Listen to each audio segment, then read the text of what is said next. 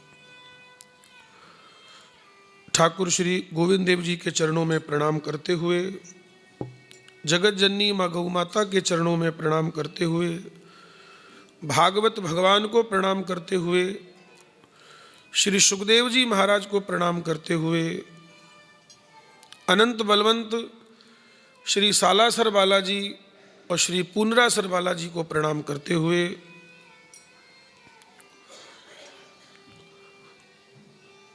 और अंत में आप सब भक्तों के हृदय में बैठे हुए ठाकुर जी को प्रणाम करते हुए, आज तीसरे दिन के फर्स्ट सेशन में हम लोग प्रवेश कर रहे हैं।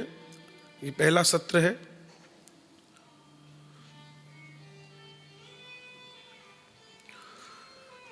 स्वयं भागवत जी कह रही हैं, जब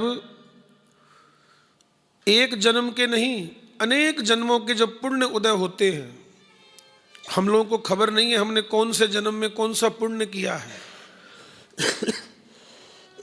लेकिन वो सब रिजर्व हो गए महाराज।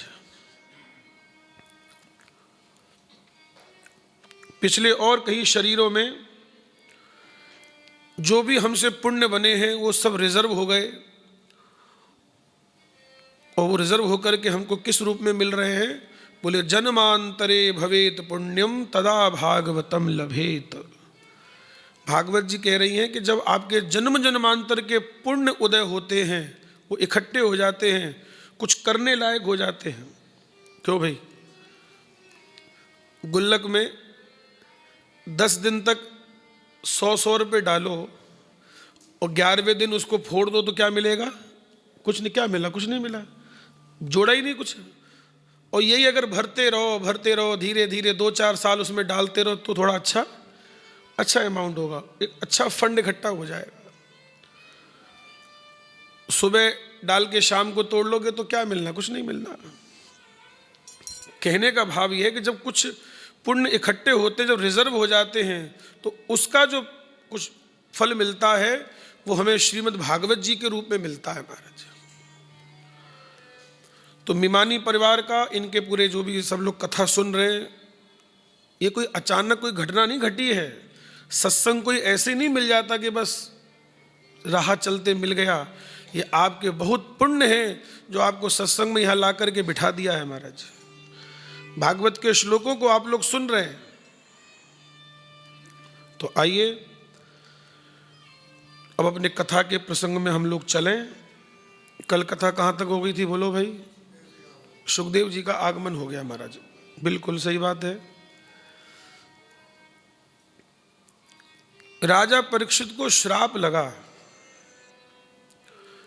देखो इतना धर्मात्मा राजा है और उनसे भी गलती हो गई महाराज। इस समय ही ऐसा है। यहां पर भगवान भागवत जी ये बताना चाह रहे हैं, जब परीक्षित जैसे धर्मात्मा से गलती हो सकती है तो हमसे तुमसे क्यों नहीं हो सकती भाई? बोलो, विचार करो महाराज। परीक्षित जी महाराज बहुत अच्छे, प्रजा को अपने भगवान के स्वरूप में देखते हैं। बहुत अच्छे राजा हुए परीक्षित जी महाराज। और वो जब राज कर रहे थे तो सब लोग बड़े खुश थे। जैसे आज हम लोग देखते हैं ना कि हमारे यशस्वी प्रधानमंत्री जी बैठे हैं तो काफ़ी लोग उनसे खुश हैं। और बाकी तो देखो 10-20% तो दूसरे टाइप के भी होते हैं। उससे अपने क्या करना, अपना काम करो अच्छे से महाराज। तो जब अच्छा राजा जब भक्त होता है ना तो प्रजा भी क्या बन जाती है? प्रजा भक्त बन जाती है महाराज। 2014 के बाद लोगों में जोश आया है धर्म के प्रति, अपने राष्ट्र के प्रति एक जागरूकता आई है। पहले किसी को कोई मतलब नहीं था, बोले जो हो रहा है ठीक है चलो भाई, नहीं, एक अवेयरनेस आई महाराज। बहुत जरूरी है अपने धर्म के प्रति, अपने सनातन के प्रति हमें अवेयर होना चाहिए। अवेयरनेस नहीं होगी तो आप अपने धर्म को ही खराब कर लेंगे हम लोग महाराज। और ये बड़े बड़े प्रोपोगेंडा चल रहे हैं आजकल सनातन धर्म को बदनाम करने के लिए, सनातन धर्म को नीचा दिखाने के लिए बड़े बड़े प्रोपोगेंडा चल रहे हैं महाराज। तो कहने का भाव ये है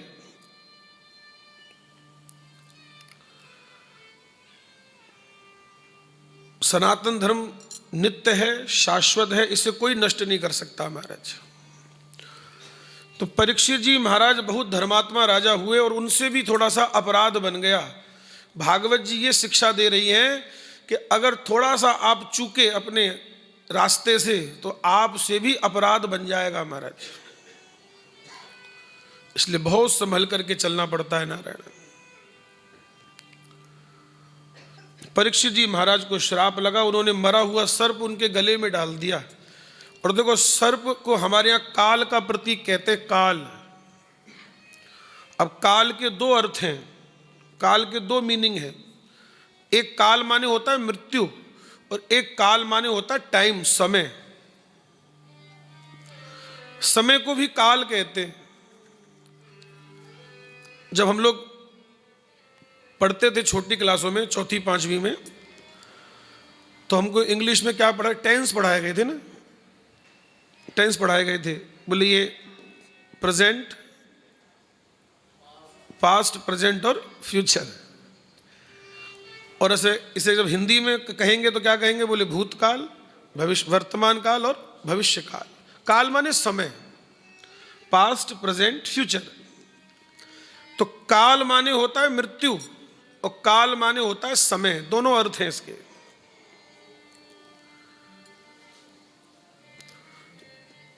और सर्प को हमारे यहां मृत्यु का प्रतीक माना गया है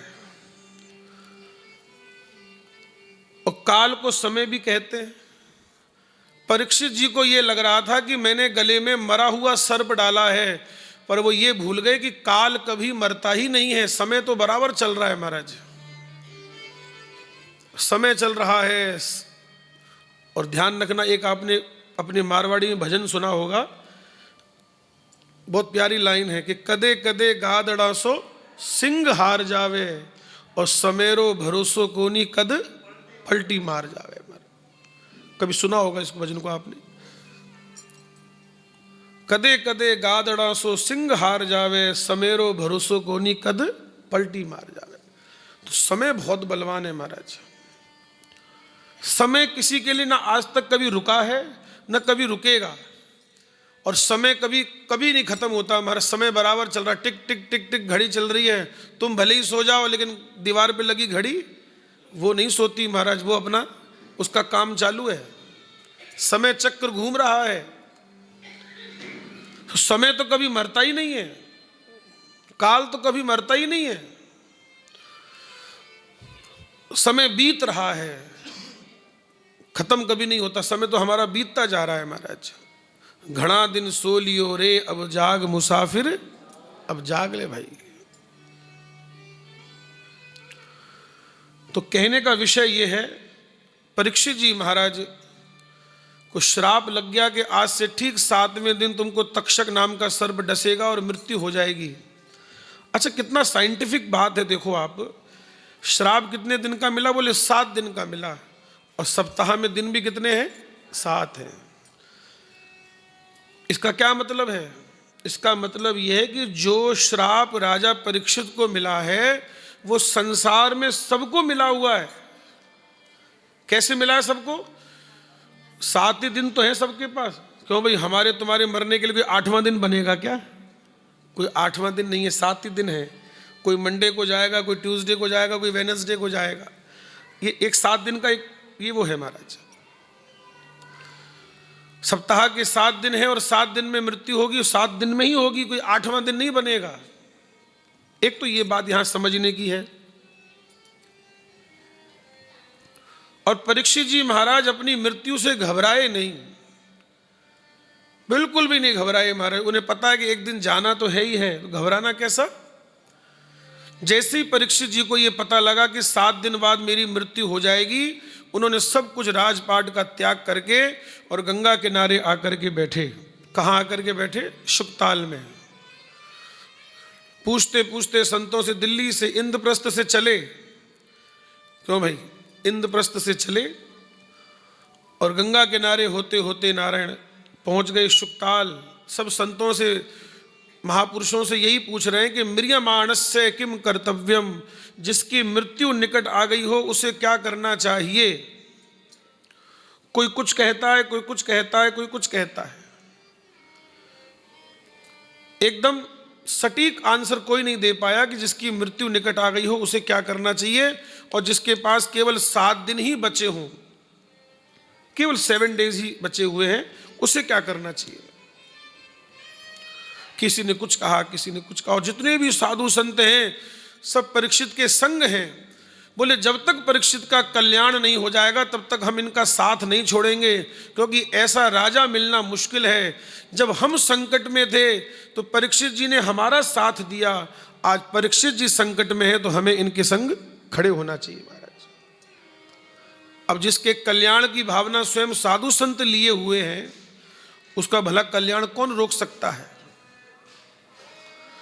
और सबसे पूछ ही रहे थे कि कल हमने सुना था, आपको मैंने बताया था कि ये सब चर्चा चल ही रही थी कि कौन आ गए, सुखदेव जी महाराज आ गए हैं।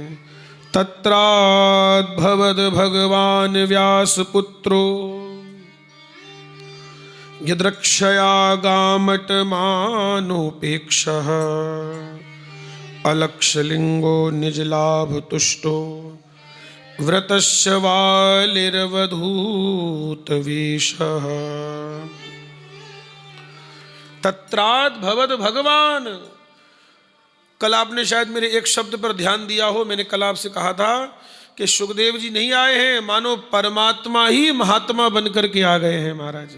कौन आया है? परमात्मा ही महात्मा बनकर के आ गए हैं। ये सुखदेव जी कोई साधारण नहीं है, ठाकुर जी के धाम से आए हैं महाराज। मानो परमात्मा ही महात्मा बनकर के आ गए। अवधूत वेश है, 16 वर्ष की अवस्था है, दिगंबर वेश, दिगंबर वेश है, घुंघराली अलके हैं, शरीर पर केवल एक कोपीन धारण किए हुए हैं, बाकी दिगंबर वेश है महाराज। ऊंचे कंधे, छाती चौड़ी है, ऊंचे ऊंचे कंधे हैं और घुंघराले केश हैं और चेहरे पर सूर्य के समान तेज है महाराज। चेहरे पर सूर्य के समान तेज है, ऊंचे ऊंचे कंधे, छाती चौड़ी है और 16 वर्ष की अवस्था सुखदेव जी की और अवधूत वेश। और किसी ने बुलाया नहीं है, अपनी इच्छा से आए हैं। यद्रक्षया गामट मानो नपेक्ष अलक्षलिंगो निज लाभ तुष्टो। अपने में ही संतुष्ट है एकदम। कल कहा था मैंने, कुछ लेना ना देना मगन रहना। ये उस कोटि के हैं। अकेले में मेला और मेले में अकेला, ये है सुखदेव जी की स्थिति। कैसे है? बोले अकेले में है तो मानो कैसे हैं? बोले अकेले में मेला और मेले में कैसा है? मेले में अकेला। ये सुखदेव जी की स्थिति है महाराज। अकेले में मेला और मेले में अकेला। निज लाभ तुष्टो वतस्वालेर वधूत वेश। और परीक्षित जी ने इनके चरणों में प्रणाम किया, क्योंकि घूमते फिरते फक्कड़ महात्मा है, आ गए अचानक से और आकर के व्यासपीठ पर बैठ गए। तो परीक्षित जी का तो एक ही क्वेश्चन है कि जिसकी मृत्यु निकट आ गई हो उसे क्या करना चाहिए। पहले तो चरणों में प्रणाम किया, बोले आपके जैसे महात्मा का दर्शन हो जाए ये तो बहुत सौभाग्य की बात है। परीक्षित जी ने एक बात कही, बोले आपके जैसे महात्मा का अगर स्मरण भी हो जाए, कोई आपके जैसे महात्मा को याद कर ले, उसका भाग्य है। और आप जैसे संत का दर्शन हो जाए ये परम सौभाग्य है। और आपके जैसे संत के चरणों में बैठने को मिल जाए ये तो अति सौभाग्य है। मेरा अति सौभाग्य है जो आपके दर्शन हो रहे हैं महाराज, नहीं तो आपके जैसे महात्मा कहाँ मिलते हैं। एक बात तो पक्की हो गई, एकदम कन्फर्म है, श्योर। क्या कन्फर्म हो गया? बोले मेरे ऊपर भगवान गोविंद की बड़ी कृपा है, मेरे ऊपर भगवान गोविंद की बहुत कृपा है। अगर कृपा ना होती तो आपके जैसे महात्मा का दर्शन नहीं होता हमको। अब मोहि भा भरोस हनुमंता, बिनु हरि कृपा मिले नहीं संता। सुंदरकांड की चौपाई है। अब मोहि भा भरोस हनुमंता, बिनु हरि कृपा मिले नहीं संता। परीक्षित जी ने एक ही बात पूछी है कि हे गुरुदेव, जिसकी मृत्यु निकट आ गई हो उसे क्या करना चाहिए। अतः प्रक्षामि संसिद्धिं योगिनां परमं गुरुं पुरुषस्येह यत् कार्यं म्रियमाणस्य सर्वथा। एक बात कहें आपसे, देखो, परीक्षित जी ने ये नहीं पूछा कि मेरी मृत्यु निकट आ गई है तो मुझे क्या करना चाहिए। आप इस पॉइंट को पकड़िएगा थोड़ा सा। परीक्षित जी ने यह नहीं कहा कि मेरी मृत्यु निकट आ गई है गुरुदेव, मेरे पास केवल 7 दिन है, बताओ, फटाफट बताओ मुझे क्या करना चाहिए। परीक्षित जी ने यह नहीं कहा कि मेरी मृत्यु निकट आ गई है, परीक्षित जी ने कहा जिसकी मृत्यु निकट आ गई है उसे क्या करना चाहिए। It means this is not a personal question, it is universal question हो गया ये महाराज। परीक्षित जी ने यह नहीं कहा कि मेरी मृत्यु निकट आ गई है तो मुझे क्या करना चाहिए। अगर वो ऐसा पूछते तो ये पर्सनल क्वेश्चन हो जाता ना, भाई मेरी आ गई मुझे क्या करना ये बताओ। नहीं, उन्होंने पर्सनल क्वेश्चन नहीं किया। देखो, इतने 7 दिन हाथ में हैं और फिर भी सबके कल्याण की सोच रहे हैं। ये नहीं कहा कि मुझे क्या करना चाहिए, वो कहते हैं जिसकी मृत्यु निकट आ गई है उसे क्या करना चाहिए। तो ये पर्सनल क्वेश्चन नहीं है, ये यूनिवर्सल क्वेश्चन हो गया, क्योंकि ये क्वेश्चन तो सबका है, क्योंकि एक ना एक दिन मृत्यु तो सबको आनी है। हमारे महाराज जी ने लिखा है एक जगह, सुख पाता रहा जो सदा जग में। हमारे महाराज जी के शब्दों पे ध्यान देना। सुख पाता रहा जो सदा जग में, आखिर में उसे दुख पाना पड़ा। कोई फूल न बाग में ऐसा खिला, खिल कर के न जिसे मुरझाना पड़ा। और विधि का यह अटल विधान रहा, जिसे आना पड़ा उसे जाना पड़ा। ये विधान है महाराज। विधि का यह अटल विधान रहा, जिसे आना पड़ा उसे जाना पड़ा। तो परीक्षित जी को जाना है, मरना है, इस बात का डर नहीं है। उनको मन में भाव ये है कि अब करना क्या है ये बताओ। What should I do? अब मुझे क्या करना चाहिए ये मुझे बताइए। अब आप, मैं करूं क्या? मैं, आप कृपा करके मुझे ये बताइए। म्रियमाणस्य किम कर्तव्यम, जिसकी मृत्यु निकट आ गई हो उसे क्या करना चाहिए। और एक बात कहें आपसे, समाज में किसी की भी मृत्यु हो तो हमको शिक्षा लेनी चाहिए कि अगर आज इनका नंबर लगा है तो कल को अपना भी नंबर आएगा एक दिन महाराज। एक दिन अपना भी आना है। वो जब आएगा तब परमात्मा जाने कब आना है। इसलिए हमारे संतों ने कहा, बोले 2 बातों को हमेशा याद रखना चाहिए। हालांकि उस पॉइंट से मैं नहीं कह रहा हूं, हमेशा व्यक्ति को खुश होना चाहिए, अच्छे से रहना चाहिए, खूब बढ़िया से रहो, खूब पॉजिटिव रहो, खूब बी पॉजिटिव, हमेशा सकारात्मकता होनी चाहिए, सब कुछ ठीक है। पर लेकिन एक बात जो मैं कहना चाह रहा हूं उस समझिएगा, इस बात को भी हमेशा याद रखें। अगर कोई भी गलत काम करने का मन में आए तो ये बात जरूर आनी चाहिए, या किसके लिए गलत करें, क्यों कर रहे हैं हम गलत काम, एक ना एक दिन तो सब छूट ही जाएगा यहाँ से, किसके लिए कर रहा हूं मैं। इसलिए 2 बातों को हमेशा याद रखना चाहिए। 2 बातों को भूल मत, जो चाहत कल्याण, नारायण एक मौत को दूजे श्री भगवान। इनको याद रखो। जाना है, एक दिन जाना है। आपने एक चीज देखी कभी, जो किराए के मकान पे रहते हैं ना, नॉर्मल, मैं एक दिन किसी के घर पे गया, मुझे उससे बहुत अच्छी बात सीखने को मिली। हालांकि पुरानी बात है ये, इस बात को हो गए होंगे 10 साल पुरानी बात होगी लगभग। एक बात मुझे बड़ी अच्छी सीखने को मिली। मैं किसी भगत के घर पर गया तो वो किराए के भाड़े के मकान पे रहते थे महाराज। वो भाड़े के मकान पे रहते थे, तो मैंने देखा उनके यहाँ बेड नहीं था, अलमारी नहीं थी, मतलब कुछ बहुत ज़्यादा ऐसा नॉर्मल सामान था, ये सब सामान नहीं था। तो मैंने उनसे पूछा, मैं कहा आप तो भगवान की कृपा है कि आपने सामान नहीं ले रखा है, सब नीचे सोते हो, बेड भी नहीं है आपके यहाँ, अलमारी भी नहीं है, कपड़े सब ऐसे ही पड़े। मैंने ऐसे नॉर्मल कहा। तो उन्होंने हमें बड़ी अच्छी बात कही, बोले गुरुजी ये किराए का मकान है, अभी फिर खाली करना पड़ेगा, फिर ये सामान इधर उधर भागना पड़ेगा, जब अपना हो जाएगा तो सारा सामान तब खरीद लेंगे।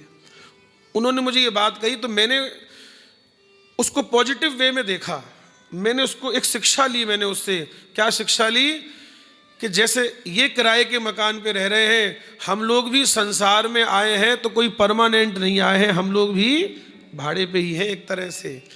इसलिए बहुत ज़्यादा प्रपंच ना करें, क्योंकि एक ना एक दिन ये खाली करना ही पड़ेगा हमारा। जितनी आवश्यकता है, जितनी नीड है उतना तो ठीक है, लेकिन बहुत ज़्यादा हाय नहीं, बहुत ज़्यादा प्रपंच नहीं करना है महाराज। मेरी बात को समझिए आप। मैं ये नहीं कहता जितनी आवश्यकता है उतना तो करना ही पड़ेगा, अपने जीवन को चलाने के लिए उतना तो चाहिए 2 रोटी खाने के लिए, पर लेकिन बहुत ज़्यादा हाय मत करना महाराज, बहुत ज़्यादा मत भागना इसके पीछे। ये किसी का नहीं हुआ आज तक, लक्ष्मी किसी की नहीं हुई आज तक महाराज। ये तो चंचला है, बहुत चंचल स्वभाव की है। जो सहजता से मिल जाए, जो ईमानदारी से हो जाए, बस ठीक है महाराज। बहुत ज़्यादा हाय नहीं करना है महाराज। मैं आज लोगों को देखता हूँ महाराज, क्या इनकी स्थिति है महाराज। आप यहाँ बैठ के कथा सुन रहे हैं, आप हमारे अपने हैं, तो सही बात बताना हमारा फर्ज है महाराज। बहुत ज़्यादा महत्व मत देना धन को, अपने रिश्तों को बचाओ, अपने परिवार को बचाओ, धन को मत बचाओ महाराज। आज समाज में सबसे बड़ी समस्या जानते हो क्या है? परिवार टूट रहे हैं। आप कोर्ट कचहरी में जाकर के देखो, कौन लड़ रहे हैं? भाई का चल रहा है महाराज। गुरु शिष्य लड़ रहे हैं आपस में। कि हमने एक जगह देखा, मथुरा की कचहरी में कभी ऐसा कुछ काम पड़ा रजिस्ट्री का, तो गए तो वहां देखा कि वहां क्या केस है।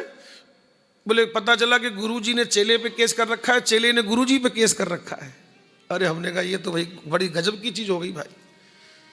पिता ने बच्चे पे केस कर रखा है, बच्चे ने बाप पे केस कर रखा है। ये सब स्थिति क्यों हो रही है?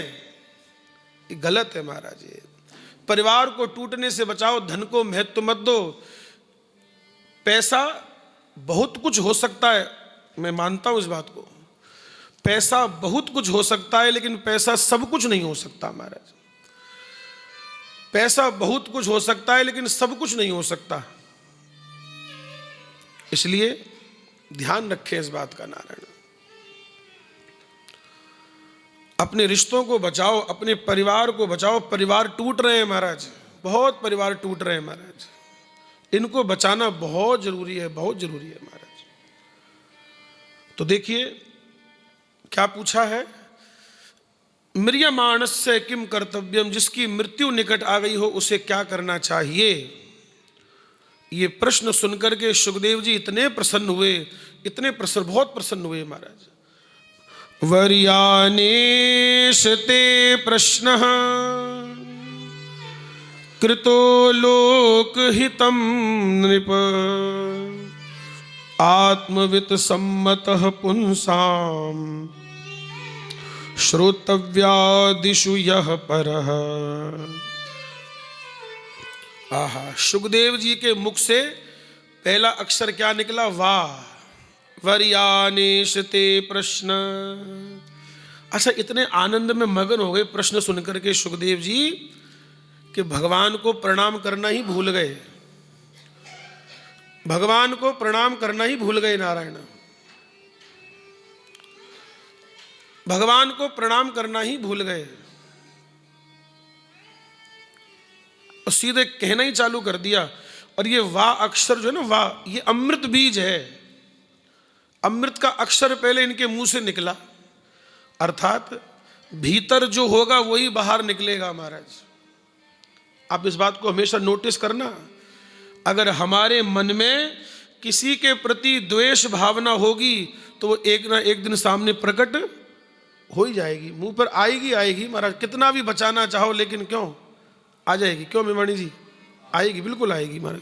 जुगल जी, वो आ जाएगी मुंह पर। एक संत ने हमको एक शायरी सुनाई थी, हमको बड़ी अच्छी लगी। बोले, सुना है कि महफिल में बड़ी रफ्तागरी होगी, सुना है कि महफिल में बड़ी रफ्तागरी होगी और मुंह से वो निकलेगी जो दिल में भरी होगी। बोले मुंह पर वही आएगा जो दिल में होगा महाराज। अगर किसी के प्रति प्रेम होगा तो प्रेम प्रकट हो जाएगा, और किसी के प्रति द्वेष होगा तो द्वेष प्रकट हो जाएगा। अर्थात कुल मिलाकर के जो भीतर होगा वही बाहर निकलेगा महाराज। तो सुखदेव जी का हृदय तो अमृत से भरा हुआ है, आनंद से भरा हुआ है, इसलिए पहला अक्षर उनके मुंह से क्या निकला? वाह। वर्यानेशते प्रश्न कृतं लोकृतो लोकहितं नृप आत्मवित् सम्मतः पुंसां श्रोतव्यादिषु यः परः। जो हृदय में है वही बाहर निकला है। कई बार तो ऐसा हो जाता है जो चीज हमने खाई होती है उसी की डकार आती है। बोलो, जो खाया है वही डकार आ रही है। तो जो खाया है वही तो डकार आएगी। अब खाया कुछ और है, डकार दूसरी कैसे आ जाएगी? जो खाया है उसी की डकार आएगी। आप इस बात को ऐसे समझो। क्यों भाई? कहीं चश्मा बनवाना हो, क्यों केशव, चश्मा बनवाना हो तो गए दुकान पर, बोले भाई साहब थोड़ा आंखें चेक करो, आजकल कम दिखे, सोचे कम है माने थोड़ा। हाँ बैठो, बोले बैठो। अच्छा, तो नंबर देने के लिए क्या करता है वो? पहले एक चश्मा लगाएगा आपके। अब आजकल तो खैर टेक्निकल हो गया थोड़ा सा, फिर भी एक वो प्रोसेस तो है ही है। वो एक आंखों में चश्मा लगा देगा, ठीक है। उसके बाद क्या डालता है बीच में? वो लेंस डालता है। बोले अब कैसा लग रहा है? बोला ऊपरली दिखे, नीचली को नहीं दिखे लाइन। अच्छा, बोले चलो अब बताओ। हाँ, बोले अब से थोड़ा दिखे, लेकिन नीचली एकदम जो बारीक है नहीं बे को नहीं दिख रही। अब हाँ, बोले अब एकदम ठीक है। बोले थारो वही नंबर है, पैसा जमा कर दो और कल आकर के चश्मा ले जाना, ठीक है। ये प्रोसेस समझ में आ गया आपके? अब बाहर खड़ा एक व्यक्ति ये देख रहा था। अरे बोले यार ये तो कमाल हो गया, चश्मा लगाने से पढ़ना आ जाता है, वाह। उसने डॉक्टर के पास जाके कहा, बोले हमें भी चश्मा लगाओ, हमें भी पढ़ना है। हाँ, बोले बैठो, हम तो बैठे इसीलिए हैं। लगा। बोले अब कुछ दिख रहा है? बोले हमें कुछ नहीं दिख रहा। बोले अब बताओ। बोले कुछ पढ़ने में आ रहा है? बोले बस काला काड़ो दिखे माने तो की गुनी दिखे, कुछ पढ़ने में नहीं आ रहा। महाराज उसने और हाई पावर का लेंस लगाया। बोले अब? बोले माने तो की गुनी दिखे, हमें कुछ पढ़ने में नहीं आ रहा है। तो डॉक्टर पूरी बात समझ गया।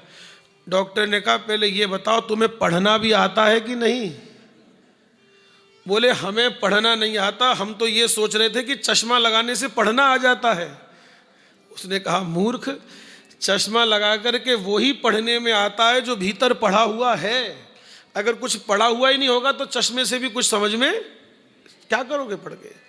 आप मेरी बात को समझ नहीं समझ रहे? चश्मे से तो वही पढ़ा जाता है जो भीतर है।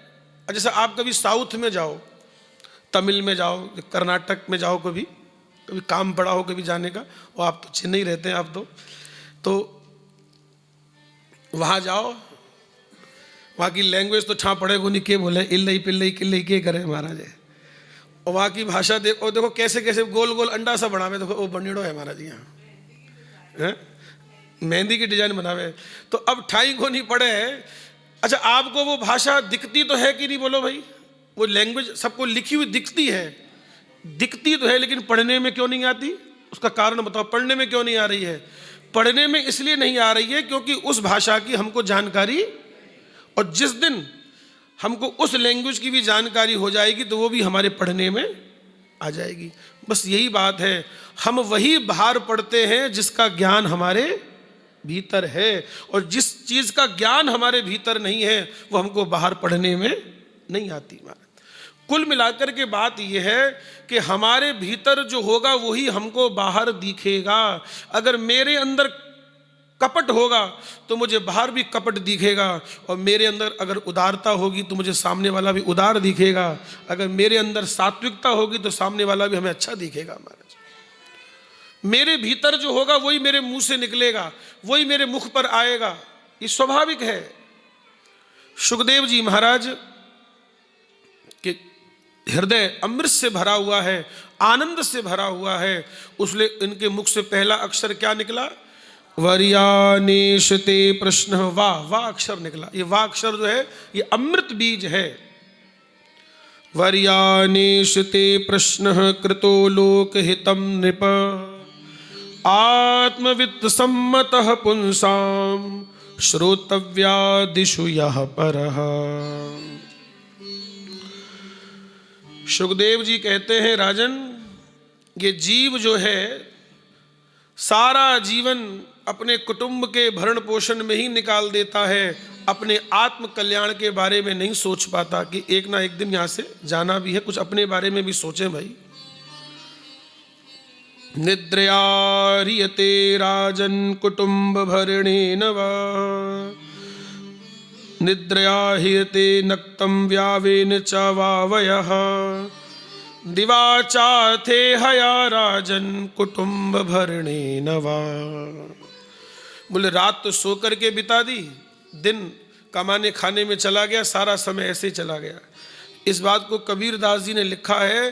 बोले 5 पहर धंधा किया, 3 पहर रहा सोए, 1 पहर हरि ना भजा, तो मुक्ति कहां से होए।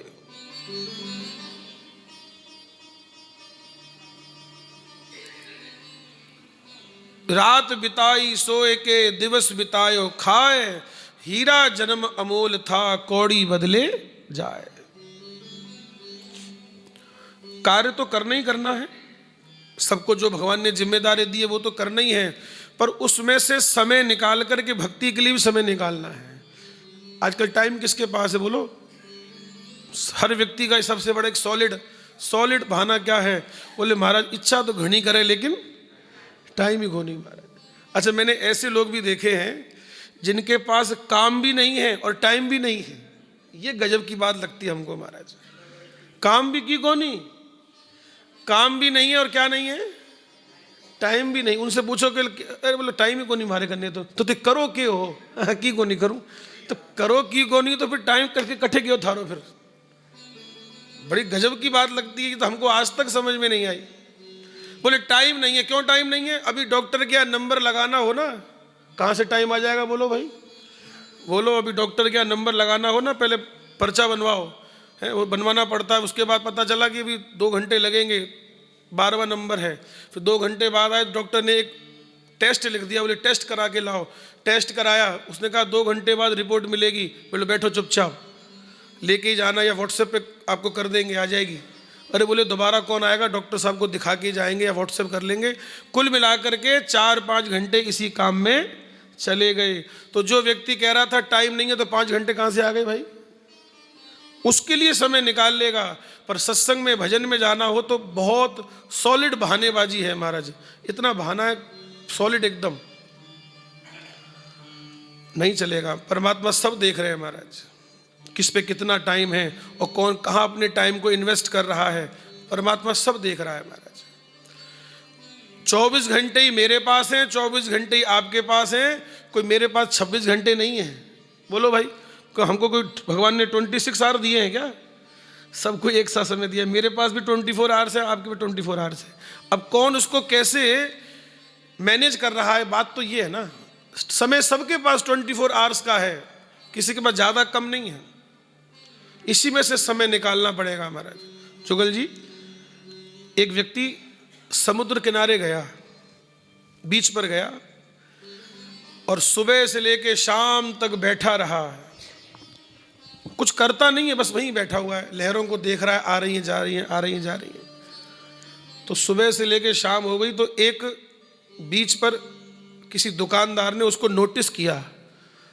बोले लोग आते हैं, 2-4 घंटे रुकते हैं, चले जाते हैं। ये क्या, तो सुबह से लेके शाम तक बैठा ही, कुछ करता भी नहीं है, ये कुछ कर ही नहीं, बस बैठा हुआ है बस।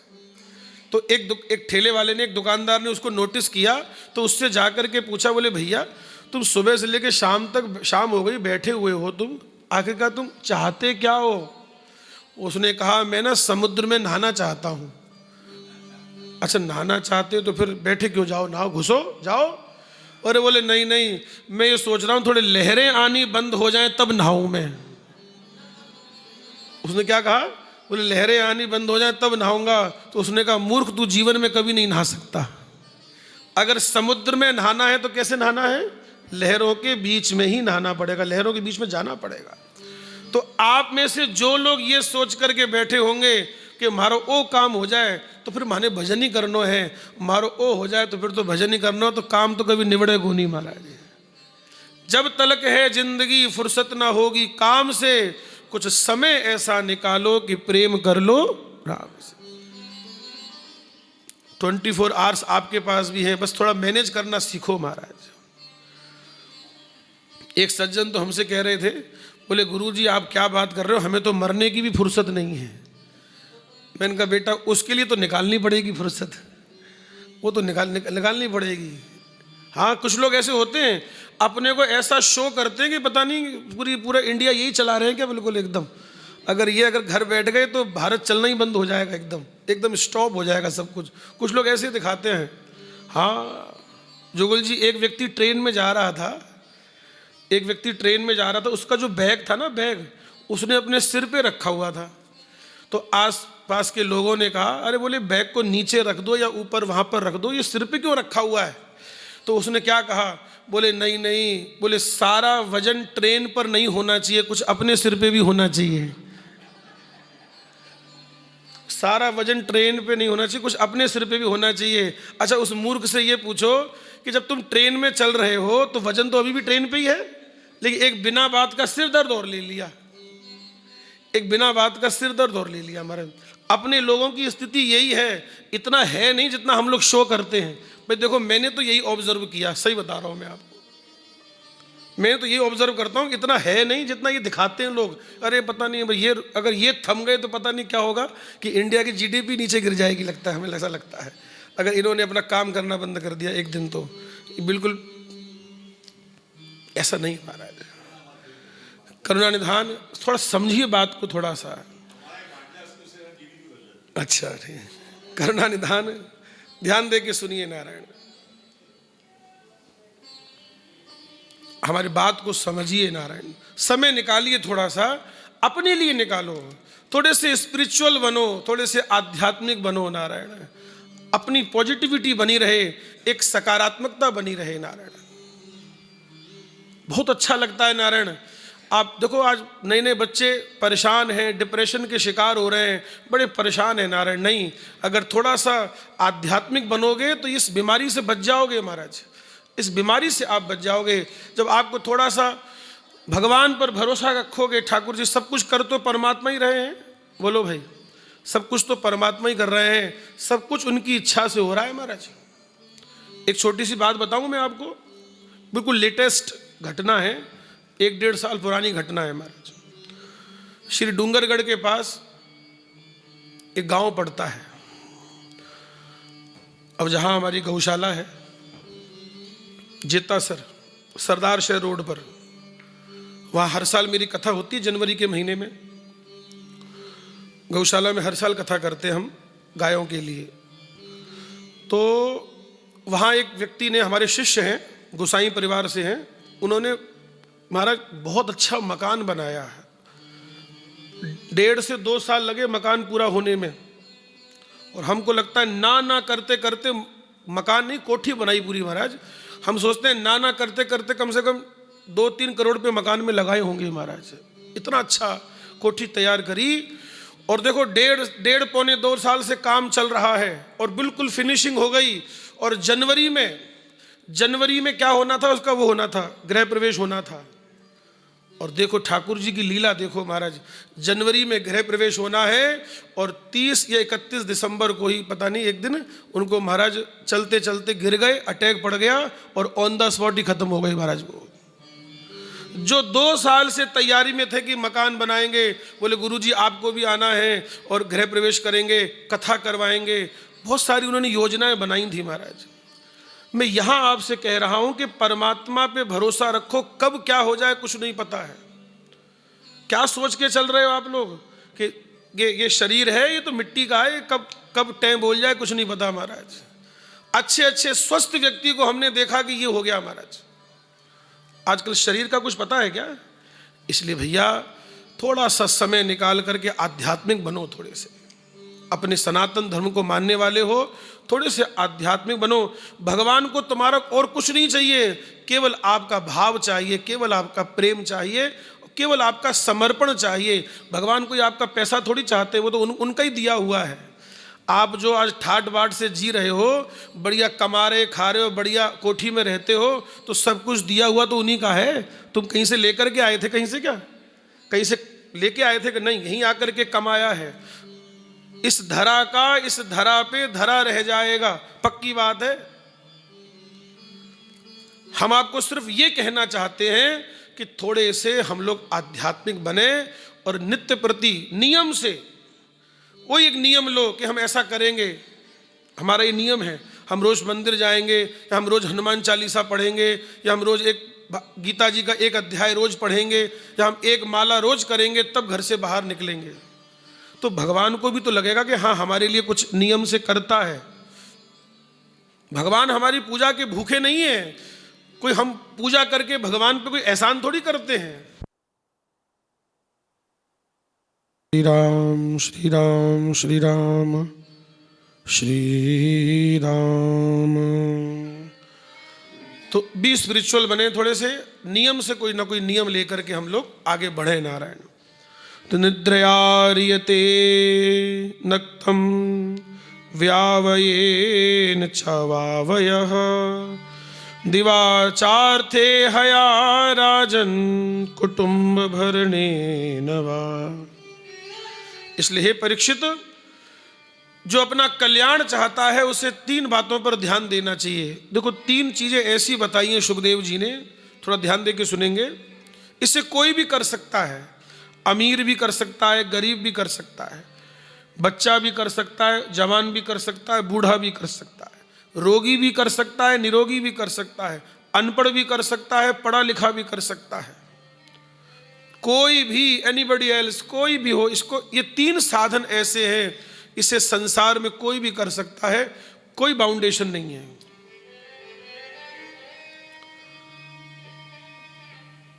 अच्छा देखो, ये 3 साधन बड़े सरल हैं। हम कहते हैं आप अपने घर में भी कर सकते हो महाराज, घर। और मैंने परसों भी आपको एक बात बताई थी, वो इसी से कनेक्टेड है। आप अपने घर पर भी कर सकते हो। नारायण। सुखदेव जी महाराज ने जीवों के कल्याण के लिए 3 साधन बताए। देखिए क्या बताए हैं। तस्माद् भारत सर्वात्मा भगवान ईश्वरो हरिः श्रोतव्यः कीर्तितव्यश्च स्मर्तव्यश्च ताभयम्। 3 साधन कौन कौन से बताए सुखदेव जी ने? बोले श्रोतव्य, बोले सुनना, कीर्तितव्यश्च, बोले कीर्तन करना, और तीसरा साधन बताया भगवान का स्मरण करना। महाराज अभी देखो 3 साधन ऐसे हैं। अच्छा, बात अगर हम कथा की करें, अब जैसे मिमानी परिवार कथा करवा रहा है, तो देखो कथा में तो देखो अर्थ चाहिए ही चाहिए। अगर अच्छे से कथा कराएं, बढ़िया से सबको बुलाएं, देखो सब बुकिंग करी है, भवन बुक किया है, सबके भोजन प्रसाद की सुंदर व्यवस्था है। तो भाई कुछ भी करेंगे, देखो धन तो लग ही रहा है। तो हर कोई कथा करवा तो नहीं सकता, पर लेकिन सुन तो सकता है। बोलिए भाई, कथा करवा नहीं सकते, चलो भगवान ने इतनी व्यवस्था नहीं दी, पर लेकिन यहां बैठ करके आराम से सुन तो सकते, इसमें तो कुछ नहीं लग रहा। हम करवा नहीं सकते, लेकिन सुन तो हर कोई सकता है। और आजकल तो सब टेक्निकल है, कहीं आने जाने की भी आवश्यकता नहीं है। मान लो नहीं आ पाए, बहुत से आपके ऐसे रिश्तेदार होंगे जो किसी कारण से नहीं पहुंच पा रहे हैं, या उनका आने का था लेकिन अब नहीं आ रहे हैं, तो आप उनको लिंक भेज सकते हैं। भाई आप घर बैठे सुनो, भाई कथा लाइव चल रही है, आप घर बैठे सुन सकते हैं। तो कहने का भाव क्या है? कथा हर कोई करवा तो नहीं सकता, लेकिन हर कोई सुन तो सकता है। कीर्तन करने में क्या लगता है? कीर्तन कोई भी कर सकता है, रोगी करो, निरोगी करो, अनपढ़ करे, गवार करे, पढ़ा लिखा करे, सब कोई कर सकते हैं। अच्छा, अब किसी व्यक्ति से आप ये कहो कि तुम्हारा कल्याण तब होगा जब तुम 108 कुंडी यज्ञ करा लो। किसी को कोई ये कह दे कि 108 कुंडी यज्ञ करवाओ तब तुम्हारा कल्याण होगा, तो सामने वाले ने क्या कहा?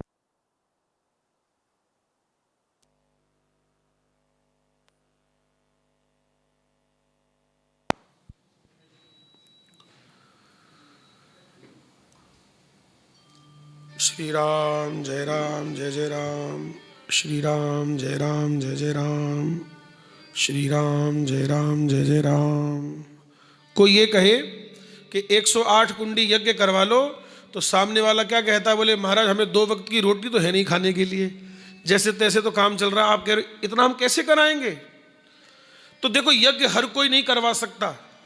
अच्छा कि अगर किसी बिना पढ़े लिखे व्यक्ति से ये कहो कि रोज भागवत पढ़ा करो, रोज गीता जी पढ़ा करो, तो वो डोकरी के बोले महाराज मैं तो पढ़ेड़ी को नहीं, मैं तो पढ़ना ही को नहीं आवे। आप देखिए गांव में जाके देखो, आप देखो मुझको तो सब तरह के लोग मिलते हैं ना, मैं तो देश से जुड़ा हुआ हूँ और आज से नहीं, मैं 18 साल से जा रहा हूँ। अभी कुछ लोग तो यही समझते हैं कि महाराज जी डूंगरगढ़ गई है। महाराज जी डूंगर का कौन नहीं, मैं तो प्योर यूपी के, हम तो ये भाई जी समझ रहे थे। बोले हाँ, मैं सोचे कि लोग कहते हैं महाराज जी राजस्थान के, राजस्थान रो कोनी मैं तो हूँ यूपी को ही हूँ। पर हाँ क्या है कि मैं 18-19 साल से बराबर जाऊँ, मैं राजस्थान मारो ज़्यादा रहणो होवे है, और डूंगरगढ़ हमारी गौशाला भी है, और श्री डूंगरगढ़ में मारो आश्रम भी है छोटो सो। तो जने आनो जानो थोड़ो ज़्यादा रहे, जने वो भाषा पकड़ीजगी, नहीं तो मैं तो भाई यूपी को ही हूँ। तो आप ध्यान दे के सुनिए,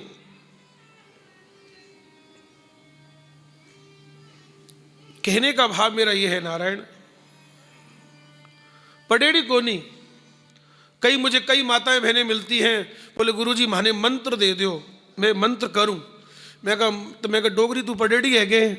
महाराज मैं पढ़ेड़ी कोनी, माने तो ते कान में सुना दो किसो मंत्र है, मारे पढ़ी जे कोनी। तो अब जो पढ़ा लिखा नहीं है उसको वो भागवत कैसे बाँचेगा, वो गीता कैसे बाँचेगा, तो उसका कल्याण कैसे होगा जी? तो सुखदेव जी ने ये 3 साधन जो बताए हैं ना, इसे कोई भी कर सकता है, कोई भी XYZ कोई भी करे महाराज, सब आ गए इसमें।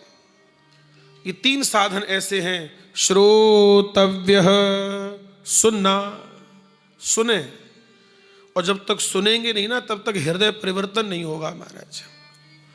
हम अगर ये सोच करके बैठे हो कि बढ़िया काम धंधा करें और बढ़िया खाए पिए और अपने कर्म को अच्छे से करें, और बढ़िया खाएं पिए सोए मौज मस्ती से रहे, इधर घूमें उधर घूमें, ये करें वो करें, और पैसा जो कमाया है उसे खूब ऐशो आराम में उड़ाएं, और ऐसा करने से हमारा कल्याण हो जाएगा, तो जीवन में कभी नहीं होगा महाराज। जब तक आध्यात्मिक नहीं बनोगे, जब तक समर्पित नहीं हो जाओगे भगवान के, जब तक शरणागति स्वीकार नहीं करोगे, तब तक कल्याण नहीं होगा, भटकते ही रहोगे महाराज। मानव जीवन भटकने के लिए नहीं मिला है, ये तो केवल एक व्यवहार की चीजें हैं। कमाना है, कुछ व्यवहार करना है, रहने के लिए मकान चाहिए, चलने के लिए गाड़ी चाहिए, हैं अपने परिवार के लिए बढ़ाने के लिए बच्चे हो गए, ठीक है, उनका लालन पालन करना है, ये सब व्यवहार तक तो ठीक है, इसे व्यवहार ही समझना चाहिए। पर मूल बात तो यह है कि हम लोग भगवान के अंश हैं और शरणागति हमारा ही परम उद्देश्य है। हम जहाँ भी रहें, जैसे भी रहें, हम जो भी हैं हम भगवान के हैं, हम जैसे भी हैं भगवान के हैं, हम जैसे भी हैं भगवान के हैं, हम जैसे भी हैं भगवान के हैं नारायण। तो पहला साधन क्या बताया? श्रोतव्य, सुनना, कीर्तितव्यश्च, बोले भगवान का कीर्तन करना। अरे परिवार के 4 लोग बैठो, सब लोग घर के, और भगवान का कीर्तन करो महाराज। ज्यादा नहीं, मैंने परसों कितना टाइम बताया था, बोलो भाई? ओनली 15 मिनट्स, ज्यादा थोड़ी बोला। केवल 15 मिनट आप अपने घर में कीर्तन करना चालू करो, फिर देखो घर का माहौल कितना अच्छा हो जाए, कितना पॉजिटिव हो जाएगा महाराज। लोगों के विचार बदलेंगे घर में। आज एक छत के नीचे रह करके भी लोग एक नहीं है, रहते एक ही घर में है, रहते एक ही छत के नीचे है, लेकिन विचार सबके अलग अलग है महाराज। सब कोई इधर भाग रहा है, कोई इधर भाग रहा है महाराज।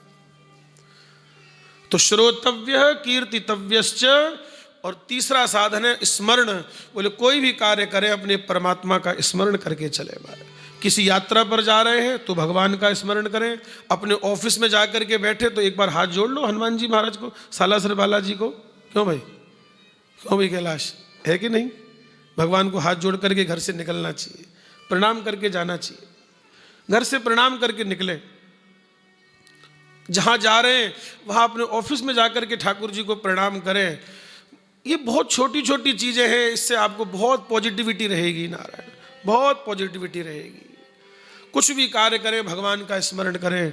आप लोग सुंदरकांड पढ़ते हैं ना, इसी सुंदरकांड में बड़ा सुंदर संकेत दिया है। प्रवस नगर की जय सब काजा, प्रवस नगर की जय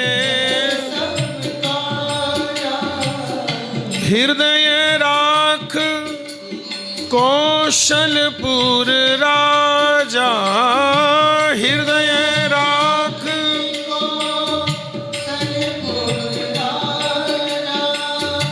हृदय राख कौशलपुर राजा, हृदय राख कौशलपुर। ओ गरल सुधा रिपु करहि मिताई, गरल सुधा रिपु करहि मिताई। गोपद सिंधु अनल सित लाई, गोपद सिंधु अनल सित। हो श्री कृष्ण गोविंद हरे मुरारे, श्री कृष्ण गाइए, सब लोग गाइए। हे नाथ नारायण वासुदेवा, हे नाथ नारायण